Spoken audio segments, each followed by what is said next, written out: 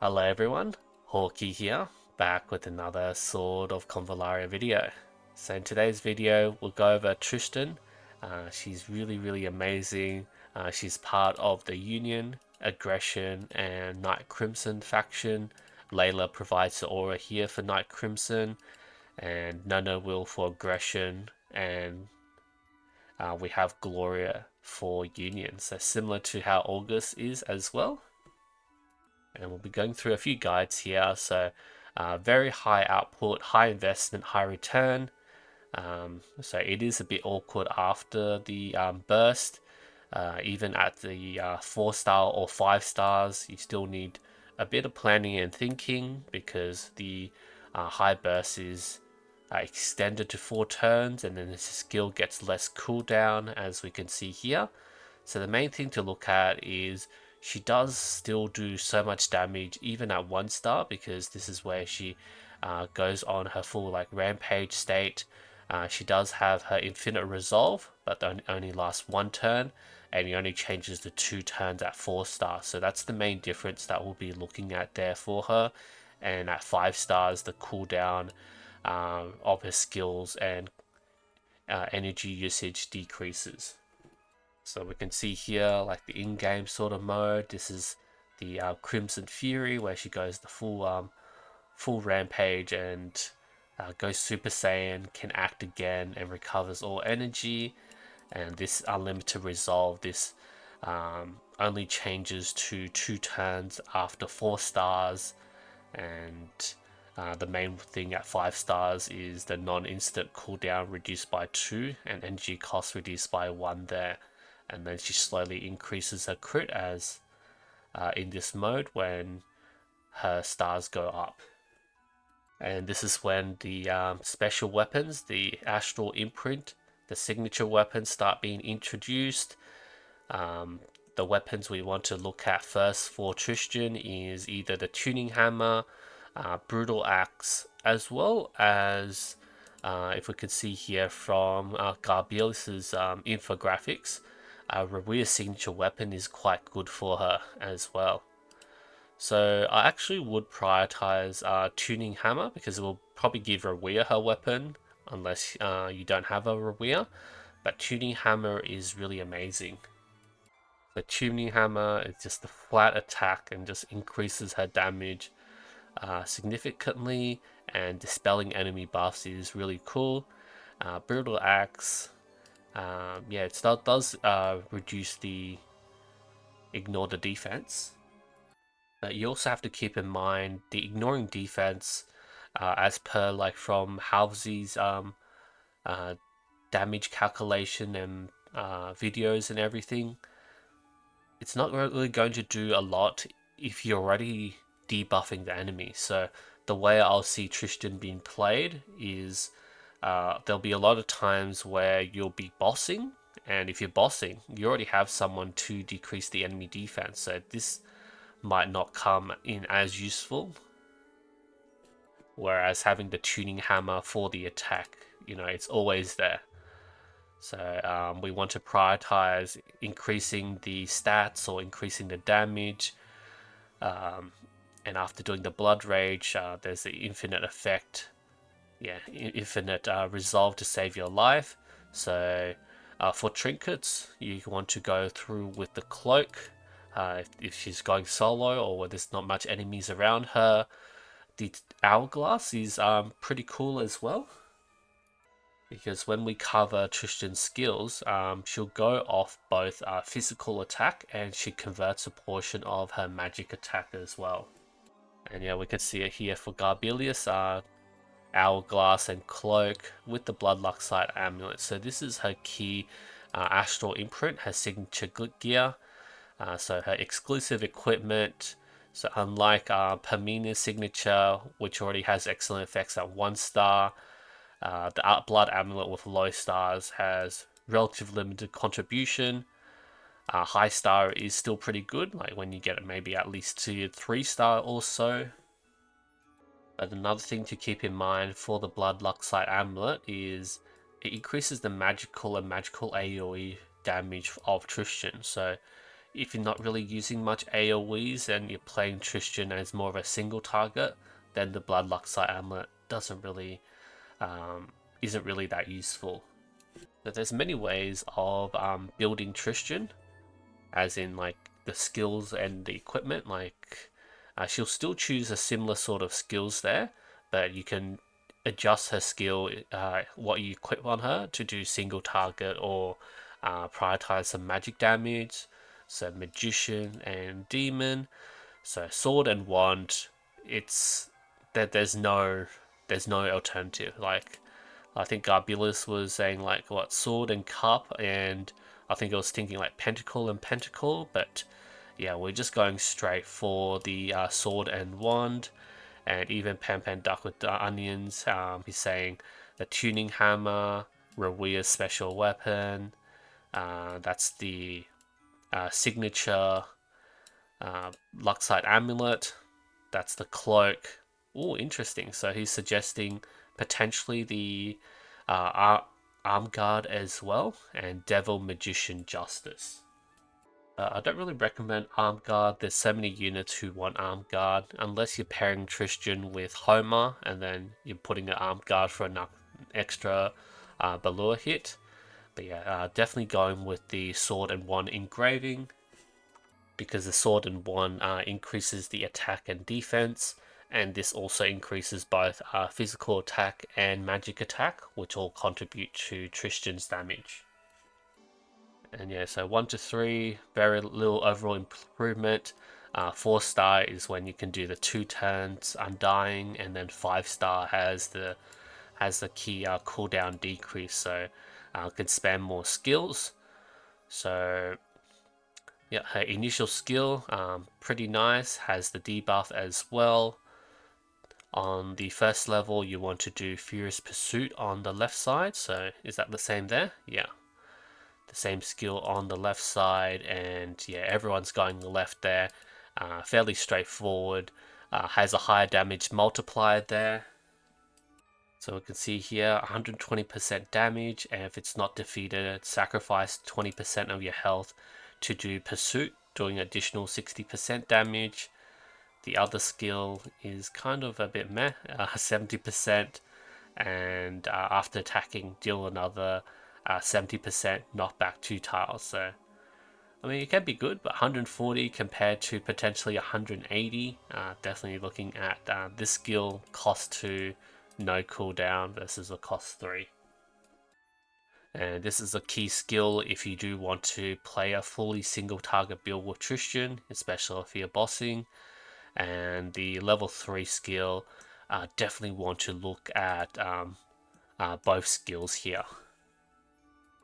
So the left side has the Fervent Lunge, so this is a sort of teleport skill, instantly goes to that location and gets damage 2, and this changes to Fervent Headbutt, which is also another instant, and it's a charging skill, so teleports to a space and then fully straight line charges at the enemy, 70% damage, and knocked back by 2 tiles. And we can see here 3 tile charge, 1 turn cooldown. And the right skill at level 3 is really key to her kit, Burning Blood. So in healthy state, over 70% HP, gets 15% of magic attack adds to physical attack value. On injured state, under 70%, adds 25% of its own magic to physical attack.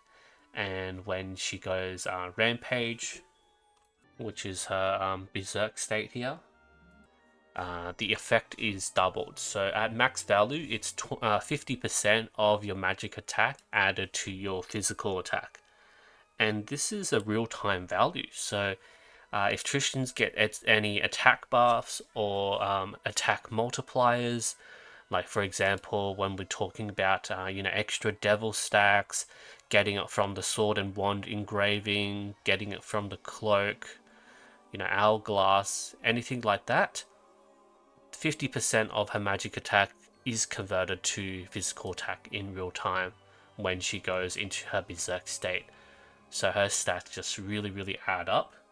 Like another thing we're talking about when we're raising Tristan is, you know, she's a destroyer, and you know we haven't really raised much destroyer physical attack on our talent tree because mostly we're raising magic attack, but that's not gone to waste because she can make use of like 50% of that. So yeah, not too bad. And yeah, so moving on here, this is saying this is what it changed to. And then for her reaction at level 5, street style. So melee damage reduced by 20, and then when being preempted or struck back, she performs a block and reduces the damage taken. And after being hit, she hits back. So all those enemies who have the strike back and preempt, yeah, Tristan can tank a bit of that and hit back. So that's pretty cool. Yeah, effectively improve her resistance to melee attacks. And then rank 7, this is talking about these two skills. So it's a core output skill, the left punch. So what we're looking at here is one punch burial. So single target, deals 20% damage, knocking back, and does 110% fire AoE. And because of her skills here, when she does AoE, the physical damage turns to magic. So when she does her one punch burial, this 110% turns into magic AoE.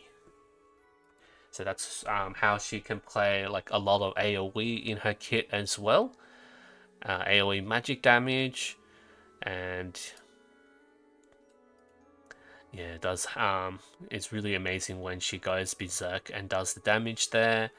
Uh, do we look at the same there for everyone else here? So yeah, one punch.